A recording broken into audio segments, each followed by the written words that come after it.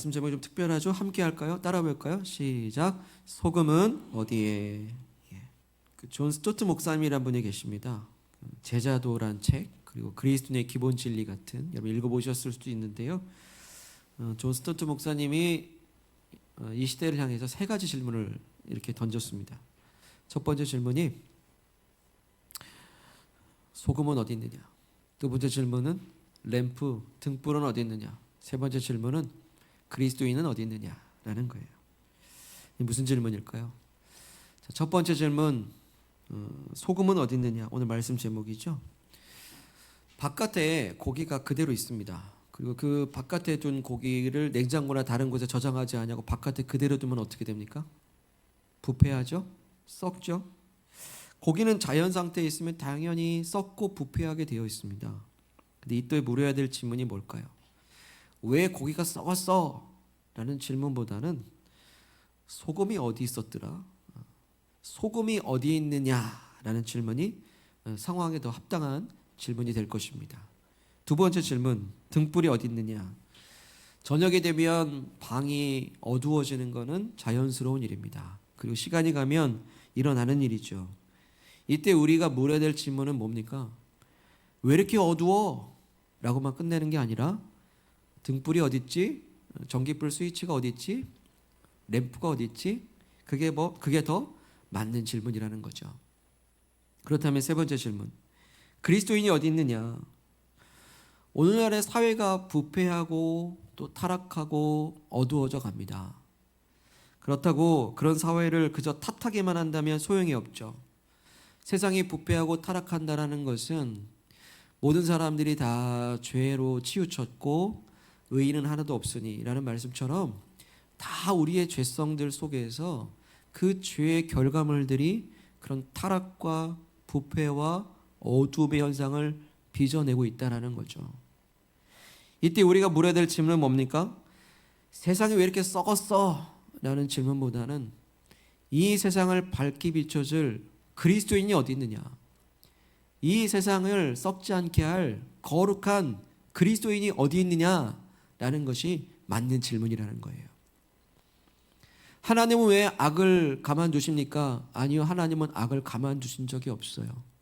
그 악을 해결하기 위해서 이 땅에 교회를 세우셨고 그리스도인들을 세우셨던 것입니다. 하나님은 왜 이 세상의 부조리를 가만 놔두십니까?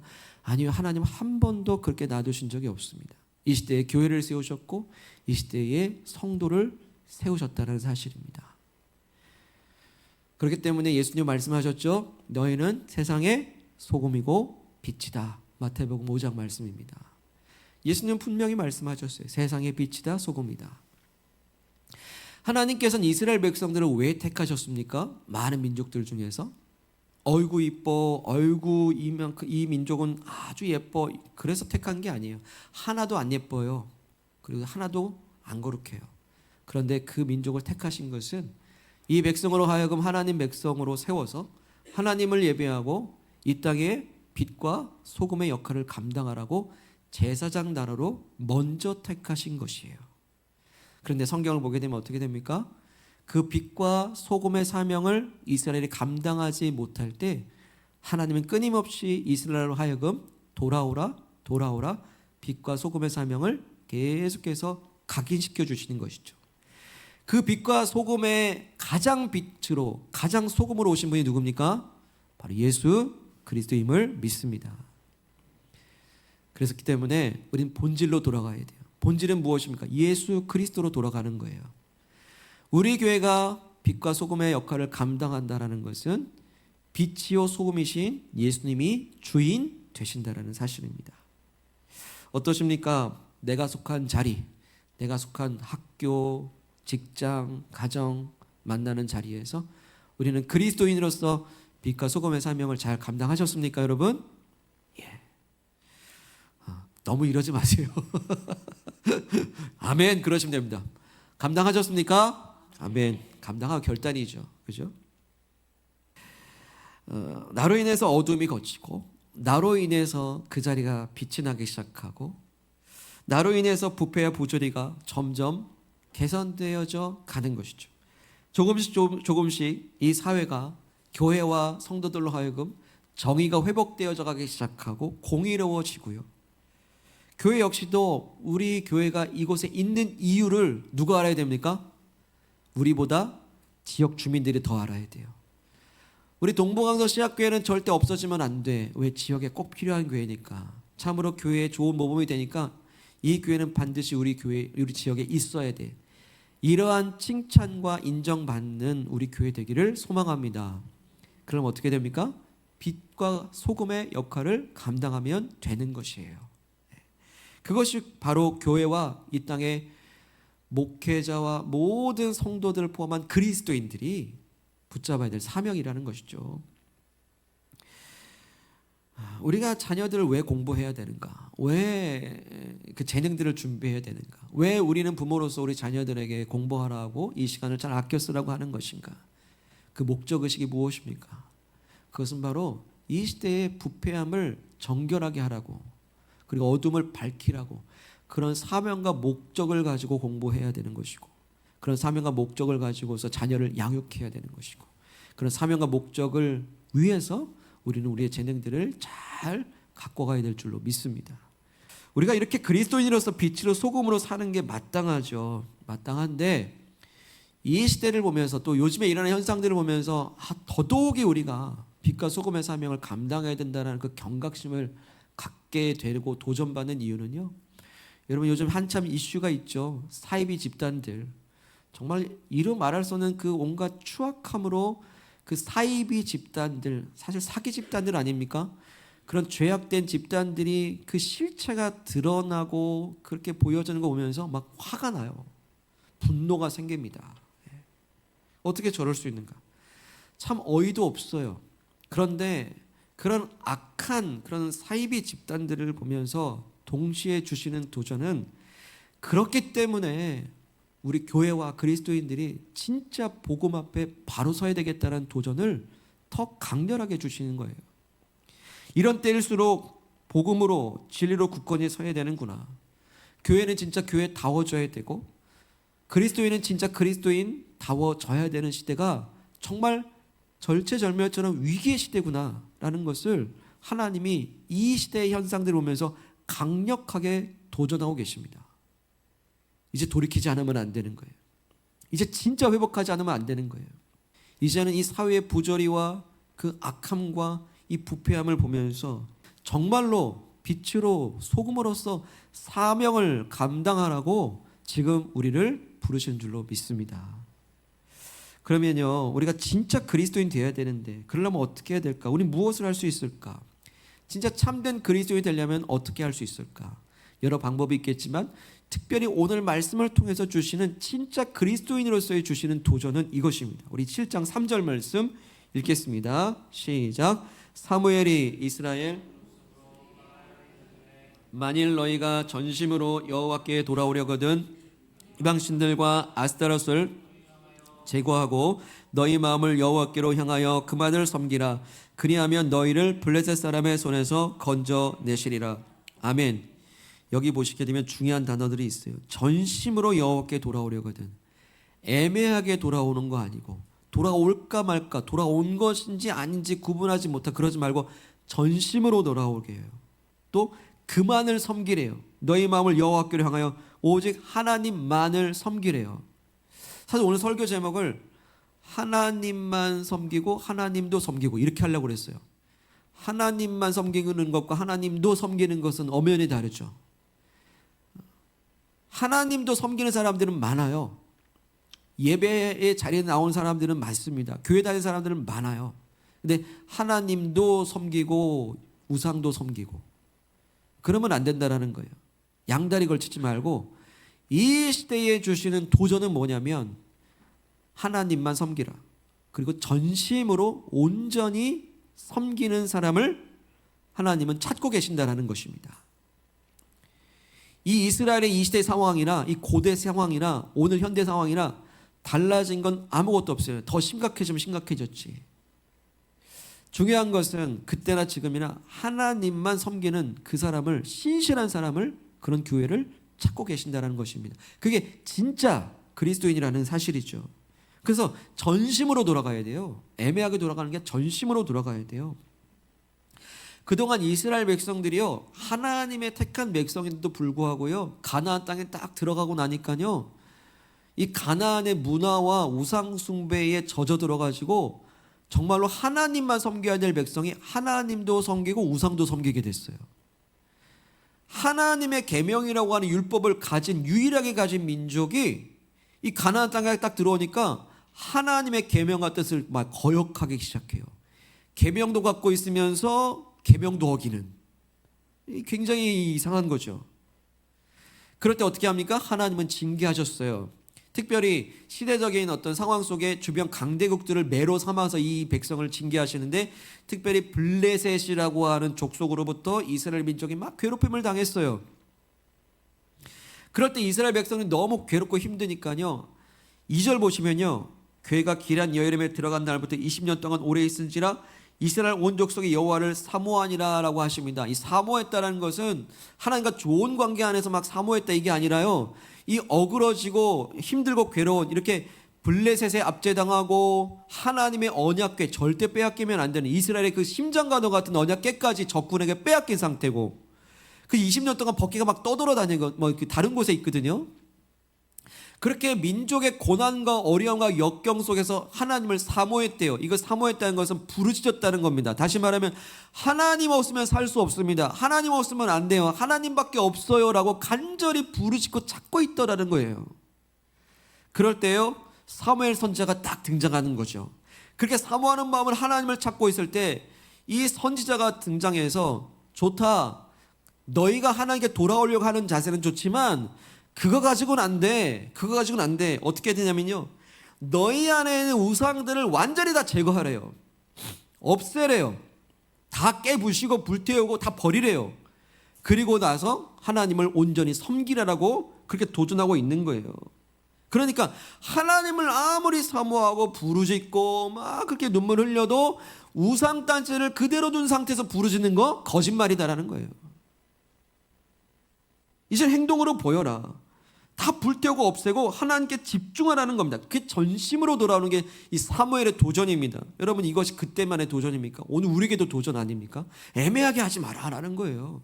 진짜 확실하게 하라는 거죠. 없앨 거 없애라는 거예요. 끊으라는 거죠.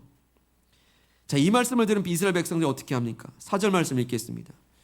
시작. 이에 이스라엘 자손이 바알들과 아스타롯을 제거하고 여호와만 섬기니라. 아멘.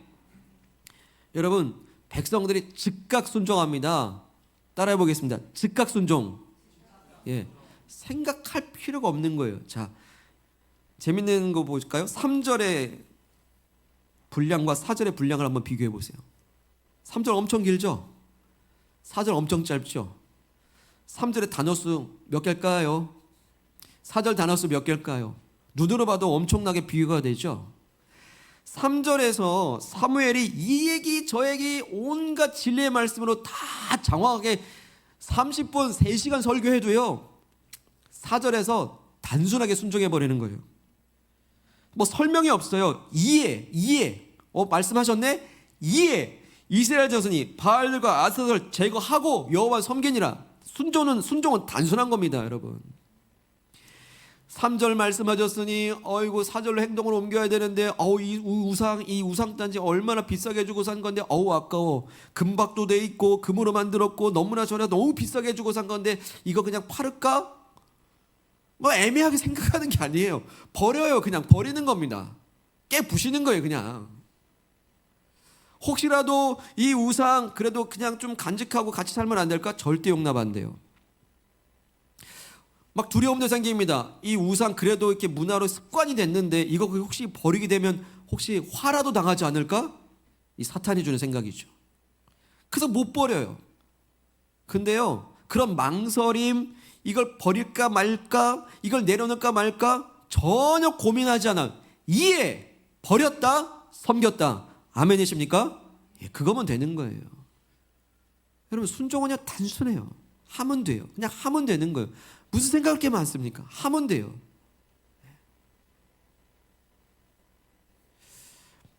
어떤 사람이 도서관에서 신앙서적을 읽다가 하나님에 대해서 막 더 알고 싶은 막 열망이 막 일어났어요.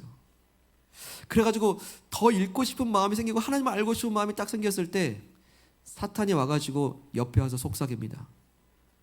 12시야 밥 먹고 해. 12시야 밥 먹고 해. 그리고 책을 덮었어요. 그리고 밥 먹으러 갔어요. 다시 읽었겠습니까? 다시 안 읽어요. 단순해요. 하나님을 더 알고 싶을 때 순간에 밥 먹고 해. 아니면 이 일 해야 되는데 좀 더 다른 생각에 개입되는 순간 우리 어떻습니까? 맥이 빠져요. 열망이 사라집니다. 그리고 순간 이거 하고 해야지 하고면 여러분 다시 성경 읽어야지 하면 다시 성경 읽어지시는가요? 성경 읽으려고 그러는데 뭔가 딱 빨래기 해야지, 급한 거 뭐 딱 처리해야지, 전화 왔네, 카톡 왔네, 한번 딱 보세요. 카톡 와서 카톡 보고 딱 덮고 다시 볼 수 있습니까? 대부분 카톡에 연결돼서 또 다른 일을 해야 돼요. 그렇기 때문에 하나님에 대한 집중력은 굉장히 중요하거든요. 그래서 즉각 순종, 3절과 4절에 그 어떤 개입도 없어야 되는 거예요. 즉시 순종할 수 있기를 축복합니다. 이게 바로 진짜 회개래요. 회개는요, 순종까지입니다. 우리는 회개의 눈물에 속아서는 안 됩니다. 여러분, 눈물에 속지 마세요. 회개의 눈물에 속지 마세요. 죄 짓고 나서 하나 앞에 잘못해서 눈물을 흘릴 수 있습니다. 눈물 흘리고 나서 그래 밥 먹어야지, 밥 먹고 해야지. 눈물 흘리고 나서 그 행동과 그 행실로 나타나지 않으면 그 눈물은 거짓된 거예요. 후회를 할 수 있습니다. 탄식도 할 수 있어요. 하지만 그것이 순종의 결과로 나타나지 않으면 그 후회와 탄식은 무의미합니다. 여러분, 회개는 오직 그 행동과 결단으로 입증된다는 사실을 기억하시기를 바랍니다. 자, 그런데 드디어 이스라엘 백성들이 이렇게 순종했던 거예요. 이렇게 순종하면 되는 것을, 그럼 순종하고 나니까 이제 이후의 말씀들 나중에 쭉 읽어보십시오. 그토록 괴롭히던 블레셋 군대를요, 하나님께서 큰 우레를 발하셔서 흩어버리세요. 손 안 대고 승리케 하십니다. 하나님께 순종했더니 손도 안 대도 승리케 하세요. 근데 하나님께 순종하지 않은 상태에서 내 손으로 막 이겨보려고 했어요. 어느 걸 선택하시겠습니까? 순종하고 손 안 대고 승리하시겠습니까? 아니면 순종 안 하고 내 마음대로 내 손대로 하려다 지쳐서 결국 이기지도 못하고 좌절하시겠습니까? 여러분, 손 안 대고 승리하시길 축복합니다. 진짜 손대야 될 것은 하나님 말씀에 순종하는 거. 진짜 손대야 될 것은 우상을 즉시로 제거하는 것입니다. 결단이에요. 이 말씀의 상황에서 이스라엘 백성들을 가장 이스라엘 백성답게 만든 그 결단이 무엇이었습니까? 우상을 제거하고 하나님을 섬기는 것이었죠. 그렇습니다. 오늘 그리스도인을 그리스도인답게 하는 것은 우리 안에 우상을 제거하고 하나님께 전심으로 돌아가 하나님만을 섬기는 것이다라고 도전하십니다. 우리가 우상을 제거하라 그러는데 우리가 뭐 직접적으로 우상을 섬깁니까? 뭐 집안에 이제 예배 끝나고 나가시면 이제 집안에 이렇게 형상들이 있으세요? 뭐 그런 거 없잖아요. 딱 가고 나서 뭐 집안에 부적 같은 거 붙여놓으세요? 그렇지 않잖아요. 그러면 교회 예배 딱 드리고 나서 좀 모자란데 절에 한번 가볼까? 뭐 그렇지 않잖아요. 그렇지 않지만 눈에 보이지 않는 우상들이 나도 모르는 사이에 자리 잡고 있다는 게 가장 위험하다는 사실이죠. 그 눈에 보이지 않는 그 우상의 실체가 뭘까? 오늘 말씀은 그 우상의 개념을 정확하게 정의해 주고 계신데요. 3절 다시 보시죠. 중간에 보시면요, 너희 중에서 우상을 제거하고 너희 마음을 여호와께로 향하여 그만을 섬기라 라고 말씀하십니다. 사무엘이 말씀하시면서 그만을 섬기라, 하나님만을 섬기라면서 그 앞에 뭐가 전제가 되어 있죠? 너희 마음을 여호와께로 향하여 하나님만을 섬기래요. 그러니까 잘 살펴보면 하나님만을 섬기지 못한 이유는 하나님께 마음을 향하지 못하기 때문이었네요. 이걸 거꾸로 말하면 하나님만을 섬기지 못하는 이유는 내 마음을 하나님이 아닌 다른 것에 빼앗겨 버렸기 때문이네요. 이를 통해서 우상이 무엇인지 깨닫게 돼요. 내 마음이 하나님을 향하게 하지 못하게 만드는 모든 것이 우상이에요. 내 마음이 하나님을 향하게 하지 못하게 하는 것이 우상이에요. 그래서 내 마음이 하나님을 향하지 못하도록 내 마음을 무엇인가 빼앗기게 되는 것, 빼앗는 것, 그것이 바로 우상이라는 것이죠. 여러분, 우상은 무엇입니까?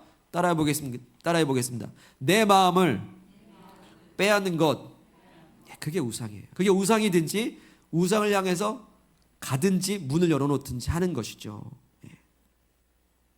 그렇기 때문에요, 예수님이 참 정말 탁월하세요. 보면 이 세상에 오셔서 사람들이 어디에 마음을 빼앗기는가 딱 봤더니 재물의 마음이 많이 빼앗기는 거예요. 여기 재물의 마음 뺏기고 여기 돈의 마음 뺏기고. 그래서 예수님이 자꾸만 마음 뺏기는 돈을 하나님 나라로 갖다 놓으셨어요. 너희 보물을 어디에 쌓아두라? 하늘에 쌓아두라. 그랬더니 사람들이 시선이 어디 갑니까? 보물 따라가는 시선이 하늘을 향하기 시작해요.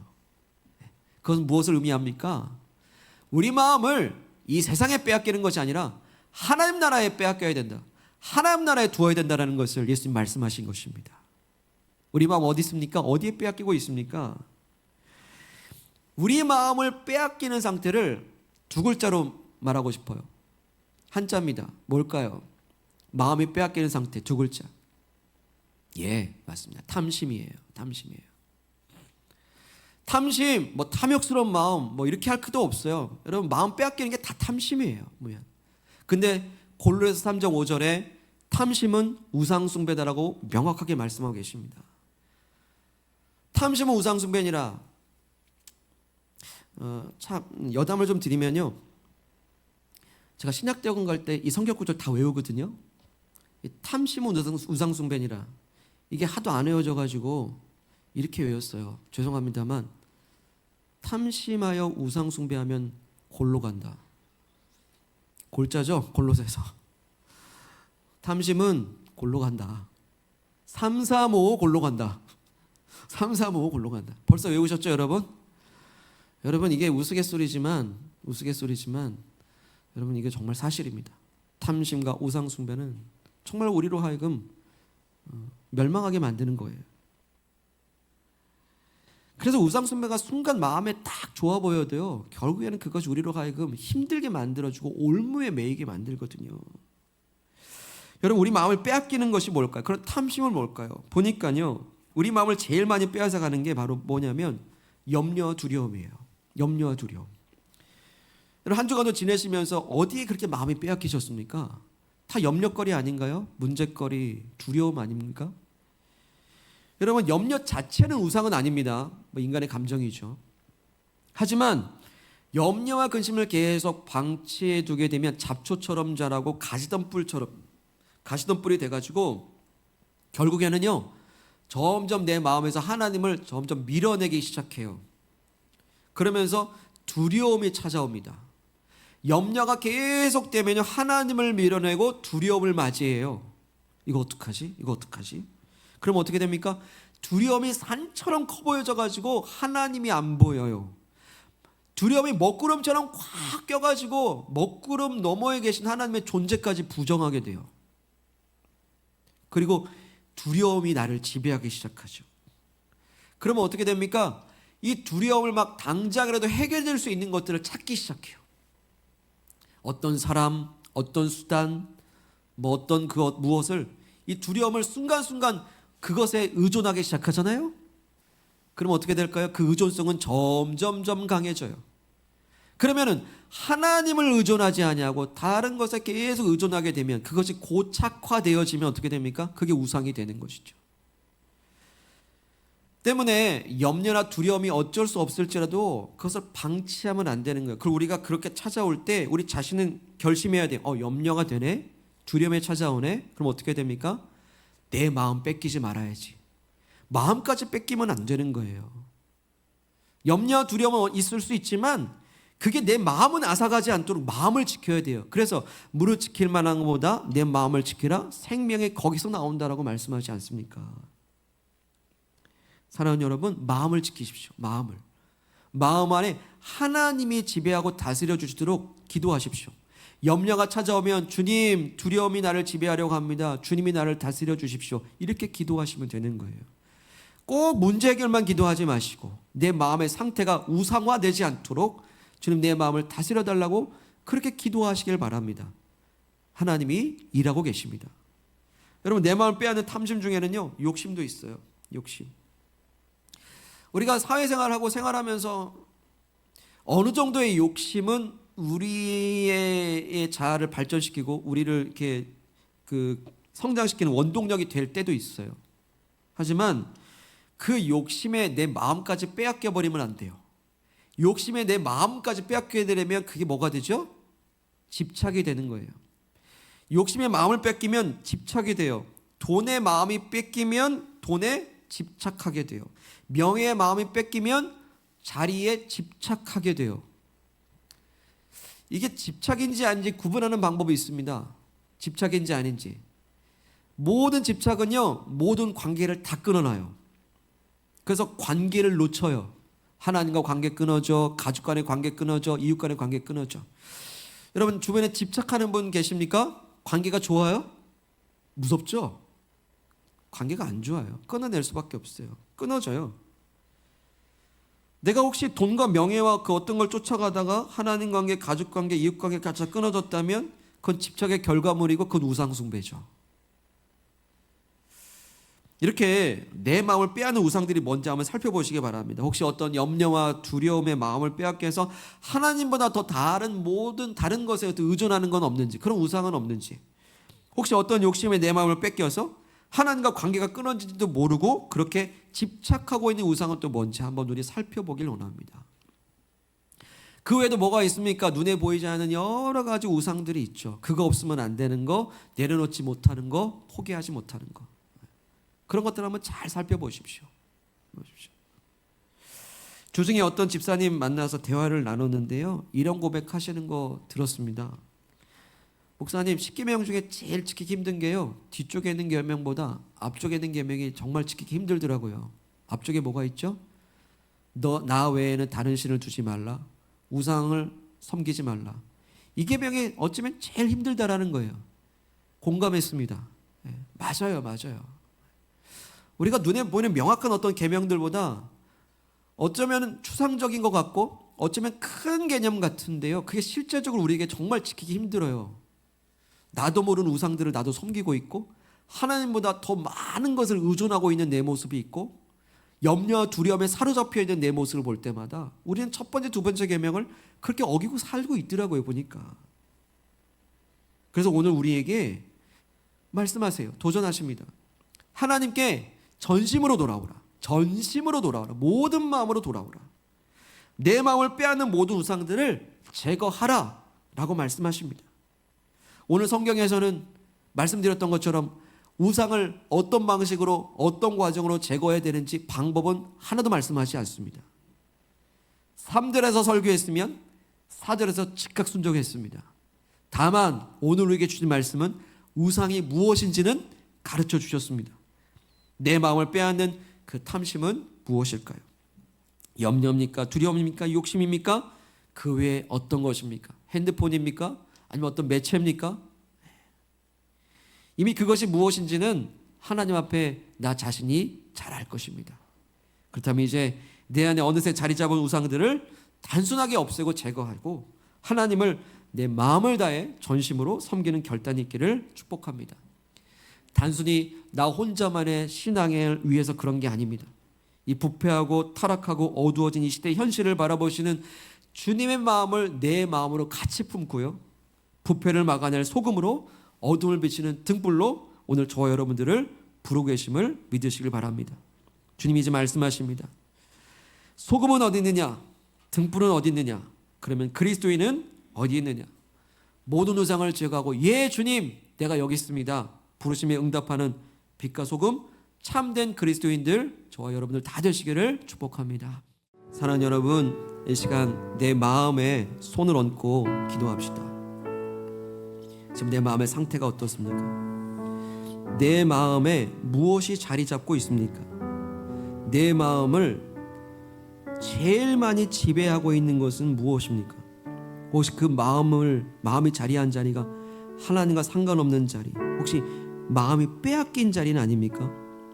내가 내 마음 스스로 하나 주도하지 못하고 이리저리 뺏겨서 그렇게 휘둘리고 사는 우리의 모습은 또 아닌지 살펴봅시다. 내 마음은 어디 있습니까? 내 마음을 하나님께 두라라고 말씀하십니다. 우리는 때로는 염려에 끌려다니고 그러다가 두려움에 내 마음을 지배당하게 하고 때로는 욕심에 내 마음이 빼앗기고 어떤 상처에 내 마음이 빼앗겨져 있고 어떤 열등감에 내 마음이 빼앗겨져 있고 어떤 비교식에 내 마음이 빼앗겨져 있고 내가 가장 많은 시간을 들이는 곳에 내 마음이 빼앗겨져 있고 내 많은 가장 노력을 들이는 곳에 내 마음이 빼앗겨져 있고 살아가는 삶 속에서 내 마음이 여러 갈래를 향하는 것은 어쩔 수 없지만 이제 내 마음을 오로지 하나님께로 향하라라고 말씀하십니다. 염려는 없을 순 없지만 그 자리에 내 마음에 하나님이 좌정하시고 다스리게 내어드리기를 소망합니다. 주님, 내 마음을 내어드립니다. 어떤 상황에서든지 어떤 현실이든지 어떤 자리에서든지 내 마음을 오로지 하나님께 드립니다. 내 마음에 좌정하시고 다스려 주셔서 하나님 나라 내 안에 임재하여 주시옵소서. 우상은 나로 하여금 속박과 얽매임을 주었고 두려움을 줬지만 하나님 나라를 다스리시면 자유가 있고 평화가 있으며 기쁨이 있는 줄 믿습니다. 내가 하나님만을 사모합니다. 우리 합심하여 기도하겠습니다. 하나님 아버지 감사합니다. 우리로 하여금 말씀하여 주시고 하나님 나를 살아가여 주시고 주인 되어 주시니 감사를 드립니다. 아버지, 내 마음이 어디에 있습니까? 어떤 분주한 곳에, 어떤 욕심에, 어떤 염려에, 어떤 두려움에, 어떤 상황에, 어떤 그 무엇에 내 마음이 지금 빼앗긴 상태입니까? 아버지, 물은 지킬 만한 것보다 마음을 지키라 말씀하십니다. 내 마음을 오로지 하나님께 향합니다. 내 마음을 오직 주님께만 드립니다. 하나님 아버지, 내 마음을 주께 향할 때 주님만 섬기는 참된 그리스도인, 주님만 향하여 아버지 나아가는 복된 진정한 그리스도인으로 회복되기를 간절히 원합니다. 빛으로 소금으로 살게 도와주시옵소서. 아버지, 이 시대를 밝히며 모든 썩어진 것들을 다시 새롭게 하는, 정결케 하는 거룩한 하나님의 나라 백성으로 온전히 살기를 주님 간절히 원합니다. 하나님, 내 마음을 주께 드립니다. 도와주시옵소서. 도와주시옵소서. 이 시간 결단하며 기도합시다. 오늘 여러 가지 말씀을 들었지만 우리가 행할 건 단순한 것입니다. 이에 우상을 제거하고 여호와만 섬기니라. 오늘 그 말씀이 우리의 행실과 결단이 되길 소망합니다. 우리가 끊어낼 것을 이 시간 끊어내겠다고 결단합시다. 멈출 거 멈추게 하시고 제거할 걸 제거하게 하시고 오직 하나님이 향하여 가벼운 마음으로 담대함으로 나갈 수 있도록 여러분 기도하시길 바랍니다. 또한 기도하실 때 우리 아들 딸들을 축복하며 기도합시다. 우리 가정에 나오신 분들은 손잡고 기도하시길 바랍니다. 함께 기도하실 때에 우리 자녀들이 이 세대 가운데 빛이 되게 하소서, 소금이 되게 하여 주시옵소서. 이 부패하고 타락과 어두운 세상 속에서 우리 자녀들은 그냥 물들지 않았으면 좋겠다 정도가 아니라, 아니 그들을 하나님의 선한 영향력으로 빛으로 밝혀주며 모든 썩어진 것들을 정결케 하는 거룩한 아들 딸들로 자라가게 하여 주시옵소서. 이 모든 세대를 분별하여 하나님의 선하시고 기뻐하시고 온전한 뜻을 따라 순종하며 나가는 거룩한 빛과 소금의 세대들이 되게 해달라고 우리 축복하며 기도하실 때 우리 오늘 우상을 제거하는 결단과 우리 자녀를 축복하며 기도하겠습니다. 오 할렐루야. 거룩하신 하나님 아버지, 아버지 이제 제거하며 나아갑니다. 끊어내며 나아갑니다. 제거하고 버리며 나아갑니다. 단순하게 순종하며 나아갑니다. 아버지, 우리의 생각에 들어오지 않고 아버지 개입되지 아니하고 오직 말씀하셨으니 즉각적으로 순종하며 결단하며 나가는 믿음 되기를 간절히 원합니다. 아버지, 순종하는 걸음 가운데 주의 역사를 보여주시옵소서. 순종하며 나가는 걸음걸음들마다 아버지 하나님의 놀라운 능력을 보게 하여 주시옵소서.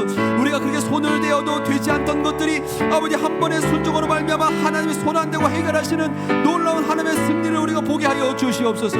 우리 자녀들을 축복합니다. 우리 아들 딸들을 축복합니다. 빛이요 소금이니 하나님 이 세대의 승리자가 되게 도와주시고 아버지 복음으로 아버지 이 세대를 밝히는 세대들, 아버지 복음으로서 진리로서 이 모든 썩어진 것들을 다시 정결케 하는 거룩한 세대들로 아버지 빛과 소금의 자녀들로 아버지 복의 복을 내려주시옵기를 간절히 원합니다. 주여 역사하여 주시옵소서.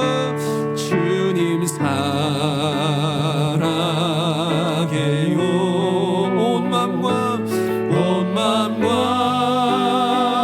정성 다해 하나님의 신실한 친구 되기 원한 하나님의 그 진실한 친구로 다짐합시다. 하나님의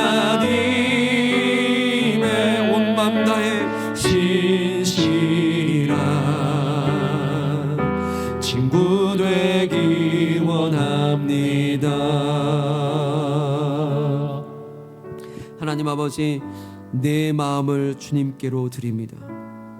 세상 살다 보니 염려에 내 마음을 뺏기고 두려움이 어느새 나를 지배하기 시작하고, 그래서 하나님은 안 보이고 다른 그 무엇에 해결을 찾아 그렇게 헤맸던 우리의 모습을 보면서 그래서 힘들었습니다. 그래서 얽매였습니다. 그래서 우리는 자유치 못했습니다.